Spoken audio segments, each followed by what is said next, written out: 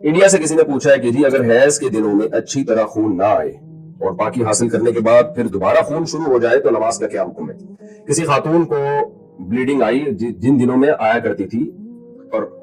جو ان کا ٹائم تھا بلیڈنگ کے بند ہونے کا اس کے بعد بھی آتی رہی، تو 10 دن سے پہلے جب بھی خون آئے گا نا، 10 دن سے پہلے اگر وہ خون بند ہو گیا تو یہ کنٹینیو حیض ہی کا خون کہلائے گا۔ میں اس کو مثال سے سمجھاتا ہوں۔ دیکھیں کسی خاتون کی عادت ہے 5 تاریخ سے لے کے ان کو 10 تاریخ تک خون آتا ہے، اگلے مہینے 5 تاریخ کو خون شروع ہوا، 10 تاریخ کے بعد بھی کنٹینیو رہا، 11 تاریخ کو آیا، 12 تاریخ کو آیا، تو یہ کنٹینیو حیض ہی ہے۔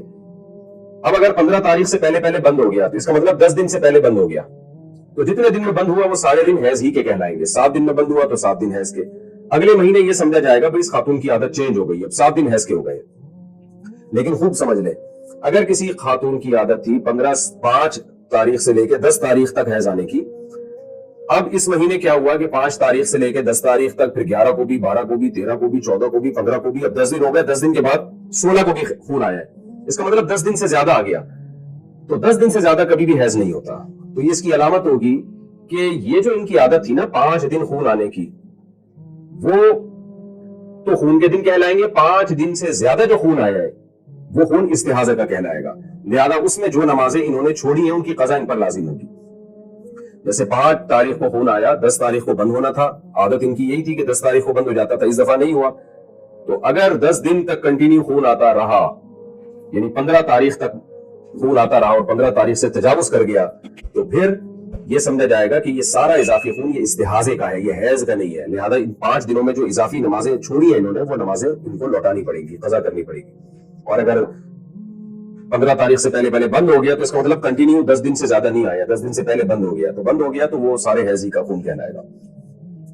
تسہیل بہشتی زیور کتاب خواتین کو چاہیے گھر میں رکھے حیض و نفاس کے مسائل سمجھنے کے لیے۔ حیض و نفاس کے مسائل ایک دفعہ اچھی طرح سے سمجھ لے تو بہت اس میں خواتین کو مہارت ہو جاتی ہے۔ تو بہشتی زیور میں بڑے آسان انداز سے لکھے ہوئے حیض و نفاس کے مسائل۔ آج کل شرعی مسائل کی طرف لڑکیوں کی توجہ ہی نہیں ہے، ڈاکٹر بن رہی ہیں، انجینئر بن رہی ہیں، طہارت کے احکام اسلام کو آپ کو طہارت کے احکام بھی بتاتا ہے نا، تو آپ کو میڈیکل کالج میں تھوڑی بتائی جائیں گے یہ حیض و نفاس کے شرعی احکام کیا ہے، تو یہ تو میڈیکل سائنس کا ٹاپک ہی نہیں ہے، نہ یہ آپ کو فزکس کیمسٹری میں یہ چیزیں سکھائی جائیں گی، یہ چیز شرعی احکام ہے، نماز کا طریقہ کیا ہے، غسل کا طریقہ کیا ہے، یہ ڈاکٹر تھوڑی بتائیں گے آپ کو۔ ڈاکٹر کی نظر میں تو ڈیٹول سے نہا لو، پانی سے نہا لو، ایک ہی بات ہے، دونوں میں جراثیم مر جاتے ہیں، لیکن اسلام یہ کہتا ہے آپ کو پانی سے نہانا پڑے گا، غسل پانی سے کرنا پڑے گا آپ کو۔ تو اس لیے حیض و نفاس کے مسائل خواتین سیکھیں، دینی تعلیم اتنی حاصل کرنا فرض ہے جس کا آپ کے روزمرہ کے شرعی مسائل سے تعلق ہے۔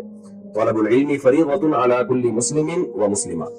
نبی نے فرمایا کہ ہر مسلمان مرد اور عورت پر علم کا سیکھنا فرض ہے۔ تو اس کی تفسیر میں تشریح میں علماء کہتے ہیں آپ کو جن مسائل کی روزمرہ ضرورت پیش آتی ہے چاہے مرد ہو یا عورت، تو وہ علم آپ کا سیکھنا فرض ہے۔ تو حیض و نفاس تو خواتین کو واسطہ پڑتا ہے اس سے، تو لہذا ان پر لازم ہے کہ وہ یہ مسائل سیکھیں